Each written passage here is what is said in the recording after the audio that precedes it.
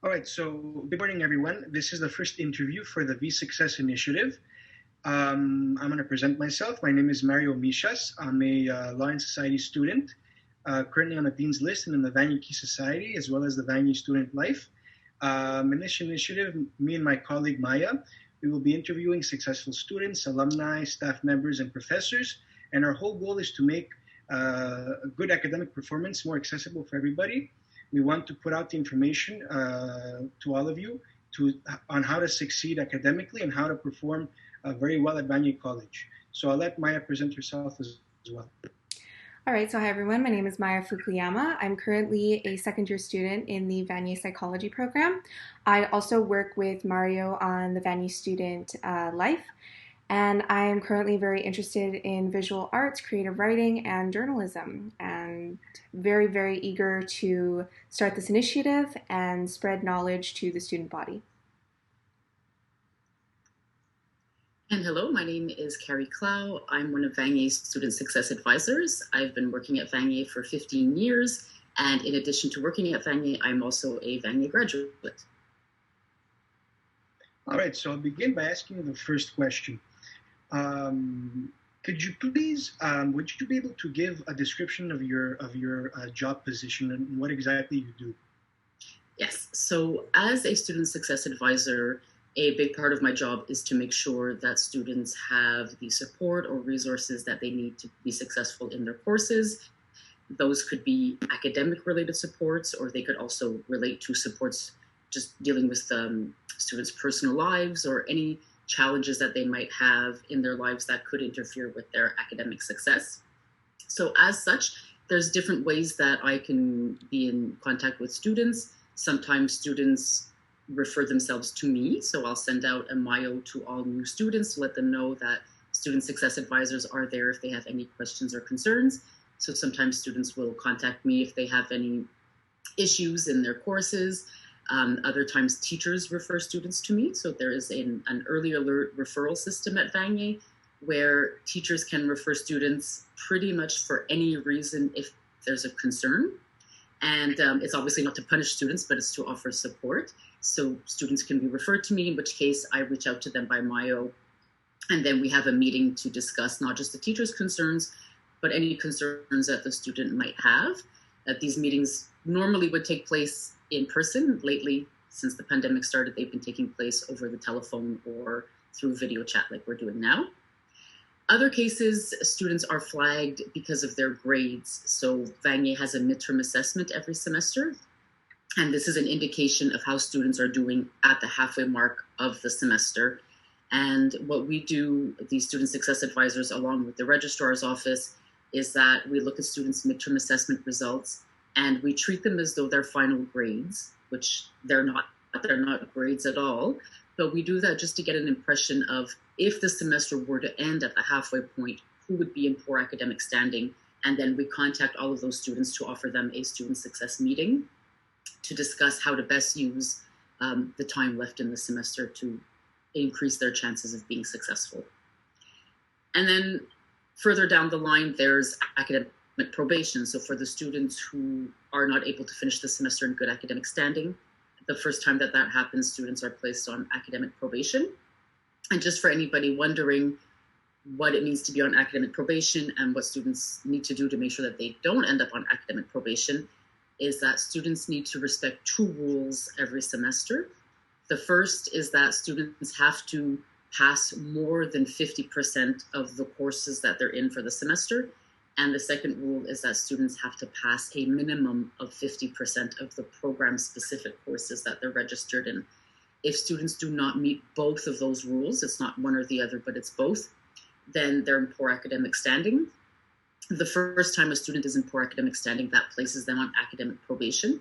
And so every student that is placed on academic probation has to have a meeting with a student success advisor, basically just to discuss the best conditions moving forward. So sometimes we mandate students to go to tutoring or a time management workshop, or just do what they would need to do dependent on their personal situation. This is a job with a lot of variety in it because no two students are alike, and all of our interactions with students are based on what that specific student is dealing with, whether it be academic problems or any other type of problems in their lives. Of course, when students are dealing with personal problems like counseling, we do not work with them specifically on those, but we would refer them to counselors at Vanier, and we do a lot of referrals in our job as well. All right, so thank you for that. And obviously a big part of student success is the learning commons, because it helps struggling students and other students that are interested in just furthering their scholarly skills. So, and a big part is the learning commons, obviously. So could you describe briefly what the learning commons is and what it does? Yes, absolutely. The learning commons consists of 3 different departments. So there is the library to begin with, and when you walk into the learning commons, you're walking into the library first and foremost. Vanier has an amazing library. We have 3 floors. We have incredibly knowledgeable and helpful staff at the library. And the library obviously offers traditional library services.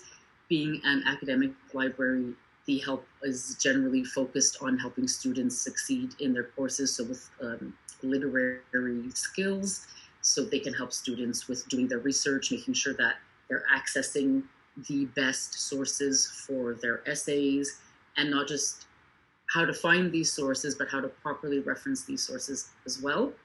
The library has many different services that students can access both on campus and from home.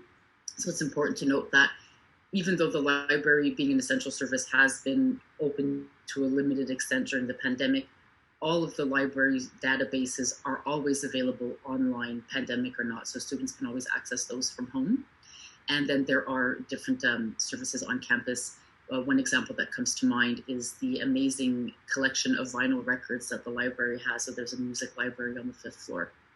So there's the library. Then there's also TASK, which stands for the Tutoring and Academic Success Center. And through TASK, we offer services generally hinged on literary skills. So through the peer tutoring services, students can sign up for an English peer tutor. And there's the Writing Center, where students can work with teachers to help with their writing skills. So that could include the actual writing of essays. So Vanier does have a large percentage of students who do not speak English as their mother tongue. So a lot of students are working on their English skills as they're doing their college studies. So the Writing Center, as well as the tutoring through TASK, can help with the transition from studying in an English school for the first time. Students were in another language, studying in another language before. So there's help with the writing aspect, but then there's also help with organizing the writing. So how to put together an essay, as well as how to edit an essay and do the citations and whatnot. And also through TASK, there's the student success initiatives that I had previously mentioned. So the one-on-one individual support that students can get from student success advisors. The final component of the Learning Commons is STEM, and STEM stands for Science, Technology, Engineering, and Mathematics. And that's pretty much what they help students with. So any student taking any courses in math and sciences can receive tutoring through STEM. But STEM also has a lot of support being offered from teachers. So teachers have office hours where they're not just there to help their own students, they're there to help any students taking the subject that they teach.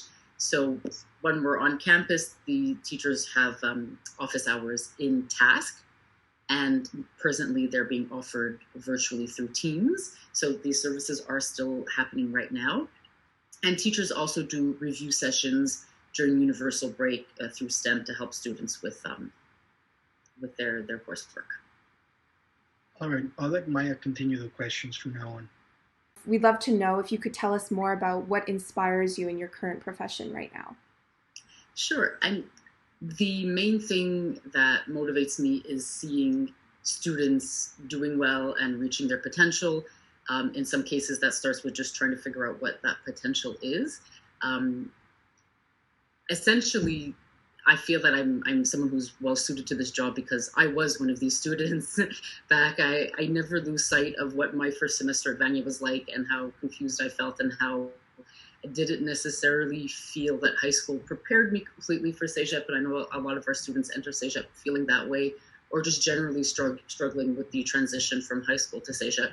So that's something that is always in the back of my mind, and that I always think about when I'm meeting with students, that I understand what they're going through because I had very similar experiences. And a big part of it too is that I feel privileged that students let me into a certain aspect of their lives, and that's something that I don't take for granted. That students tell me about what's happening, and they're often very generous in how they open up. And obviously, the meetings that we have are confidential. So I do feel that is a privilege to know that. And then I would say that the absolute biggest joy of my life is when students who have previously been struggling, let me know that they're getting good grades and that things are starting to improve, and that they keep in touch even when things are starting to go better. That's great that you can empathize at that level. It adds like a different layer of support for the student. It's amazing. And would you say that that might also be one of the reasons why you first came to the profession and why it first interested you? Yeah, so I got into this profession. I started out at Vanier 15 years ago in what at the time was the Learning Center, which was a sort of predecessor to Task, you can say. And then when the college in 2014 created the Student Success Advisor position, I immediately was interested in it, and I thought that this is something that I would really want to get involved in. That's great, great. And as you are a academic success advisor, you would be the expert to go to on time management strategies, on organizational strategies. Do you have any current tips for any of the students, given that the whole COVID-19 pandemic has really shaken a lot of us and kind of thrown over our past studying habits? Absolutely. Time management skills are always important, not just for students, but for everybody. During the pandemic, they've become even more important because a lot of people are just spending their days at home, and the notion of time has been a little bit blurred these last several months. So the most important thing I would say to begin with is to start by creating a sense of order for yourself by making schedules and basically creating a plan for yourself. If you wake up in the morning and this day will be just like any other, and you're not sure exactly what you're going to do, it's really easy for time to just melt away and get away from you. So to start with the plan and to know a couple of things. So know exactly what you need to get done, know how much time you need to do it, and know how much time you're working with. An analogy that I really like to use when discussing time management is to think of your time as you would think of money. So, we think of money in terms of budgeting, and if we only have a limited amount of money, we have to be really careful in how we spend it, and we need to spend it on our priorities before we spend it on anything else. And time is very similar in that notion, especially for students, because students are always on a time budget. There's only so much time, especially when students have part-time jobs, they have obligations at home. There's a lot of demands on a student's life, so it's important to know what is your time budget. So I encourage students to start by making a list of what they need to get done, and when they're making that list, to take large tasks and break them down. So it's really easy to procrastinate if you have something to do that's this big, vague thing that you have to do. If the only thing on your to-do list is write essay, it's not giving you a specific objective. It's not giving you a specific task to begin with. So always start by taking the large assignments that you have to do and break them down into tasks. That way you could look at your to-do list, know exactly what you need to get done, and have an idea of how long it will take you. And then you'll be more motivated to actually get it done. The other nice thing to making a very detailed list like that is that as you're working through what you have to do, you'll be constantly crossing things off on your to-do list. And that's a very gratifying feeling. If you just have one large item on your to-do list, you won't cross it off until the very end, and then you won't necessarily feel like you're progressing through it. But if you're crossing things off regularly, you're seeing the light at the end of the tunnel. And then, as I said, importantly, is that it allows you to really see how long things will take you to get done. So then, once you have your list of what to do, make yourself a schedule. And the first thing to start with is start by blocking off the time that you do not have. So have a realistic idea of what your time budget is. So block off the time that you're in class, block off the time that you're at work, block off the time that you have to spend on family obligations, volunteer work, anything else that you have to do. So that way what sticks out in your schedule is the time that you actually do have, so that you have an idea of when you can get your work done.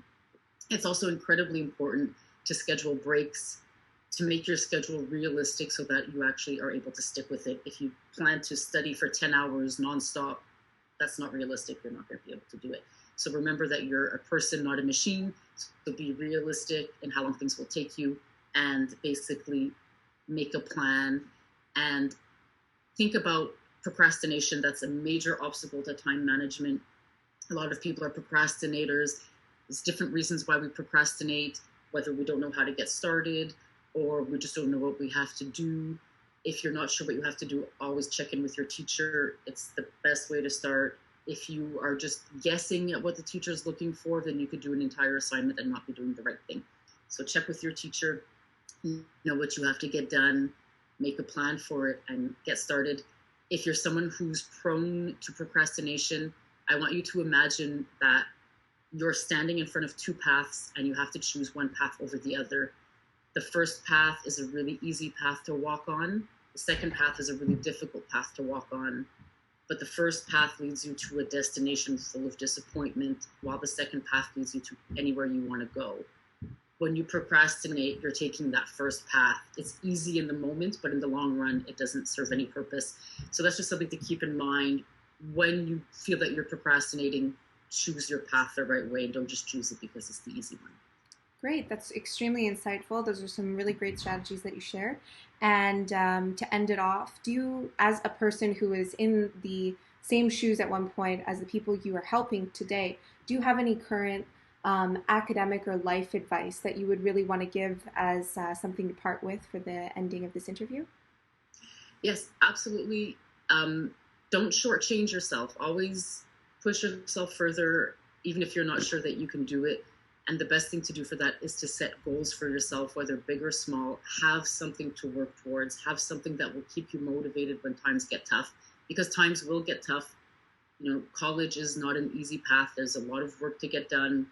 So make sure you're staying motivated. Know what your source of motivation is. Have goals. Make sure that they're realistic and that they're fairly flexible. And just, believe in yourself. And if you're having a hard time believing in yourself, or you're just having a hard time getting things done, know that there is help available. And if there's a little voice in the back of your mind telling you that maybe you need some help, listen to it and get help right away. There's lots of support available to students, so be sure to use it. And, life is full of bumps. So if you hit a bump, don't just stop, but learn how to overcome those bumps in the road. Okay, great. That was very insightful. Thank you very much. Thank you. So we'll conclude with saying that, like you said, not everything is exactly easy in life. Like the saying goes, a smooth sea never made an experienced sailor. So it's a good thing to have challenges and to overcome them. So I think that today you provided a lot of advice on how to overcome challenges. And I thank you, and I thank also Maia for participating in this interview. And for all our viewers, we'll be back next week with more alumni, more professors, and more successful students to help you succeed at Vanier. Thank you, Mario and Maia. Thank you.